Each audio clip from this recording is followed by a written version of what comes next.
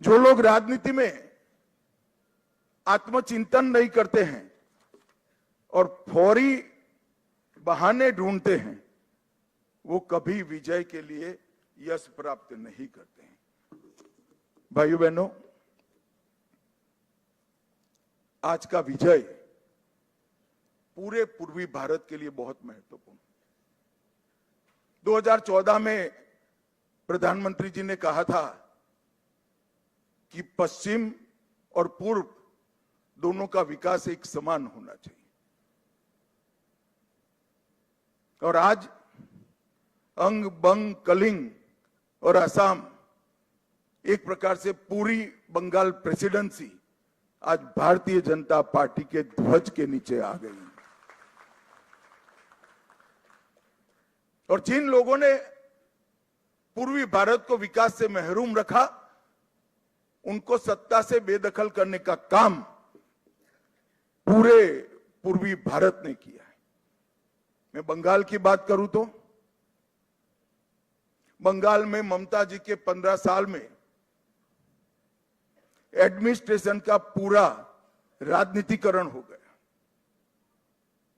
सारे एडमिनिस्ट्रेशन के प्रमुख अंग उपांग राजनीतिकरण हो गए उनका, और राजनीति का अपराधीकरण कर दिया। तो एक प्रकार से पूरे बंगाल में सुशासन आए ऐसी व्यवस्था ही नहीं। मैं फिर से दोहराना चाहता हूं, ममता जी के शासन में एडमिनिस्ट्रेशन का राजनीतिकरण हुआ और राजनीति का अपराधीकरण हुआ।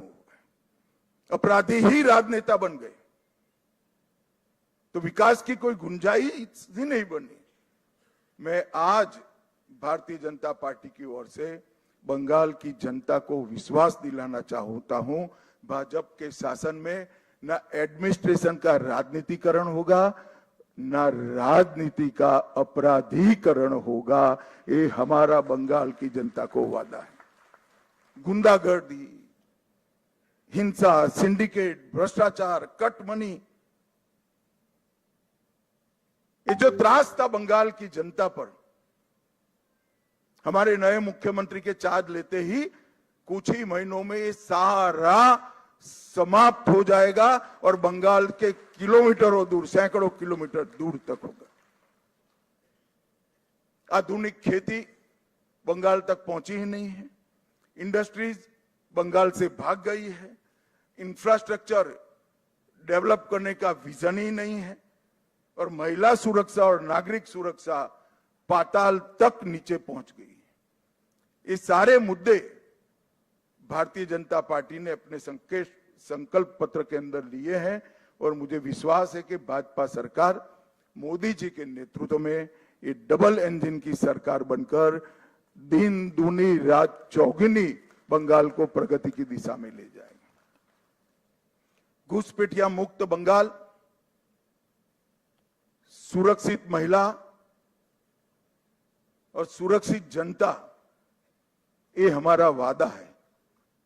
और मित्रों, आज मैं इतना ही कहना चाहता हूं कि हमने बंगाल के आर्षद्रष्टाओं ने जो सोनार बांग्ला का संकल्प और स्वप्न देखा है, हम सबकी जिम्मेदारी है कि हम सोनार बांग्ला को जमीन पर उतारने के लिए अपना सबसे अच्छा परफॉर्मेंस बंगाल की जनता को दे।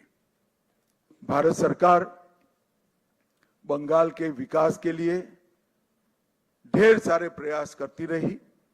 मोदी जी लोकप्रिय हो जाएंगे ये डर से दीदी ने होने नहीं दिया।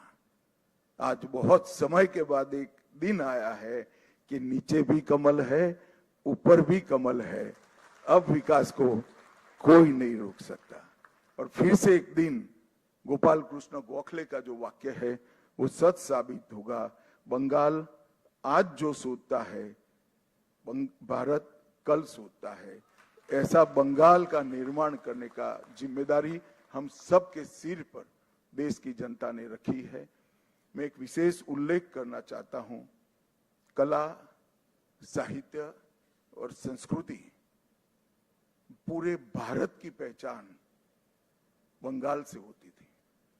हमारा पूरा प्रयास रहेगा कि कला, साहित्य, संस्कृति और शिक्षा, इस सभी क्षेत्रों में बंगाल देश का नेतृत्व करे। हमने एक बहुत छोटा सा वादा किया है कि जैसे पुणे में फिल्म इंस्टीट्यूट है, ऐसे हम यहाँ पर तख्ते के लिए मतलब थिएटर के लिए एक ट्रेनिंग इंस्टीट्यूट बनाएंगे जो दुनिया भर के थिएटर को ताकत देगा। मित्रों, ये हमारा एक छोटा सा जेस्चर हमारी सरकार की दिशा बताने के लिए, इसके परिचय के लिए बहुत महत्वपूर्ण है।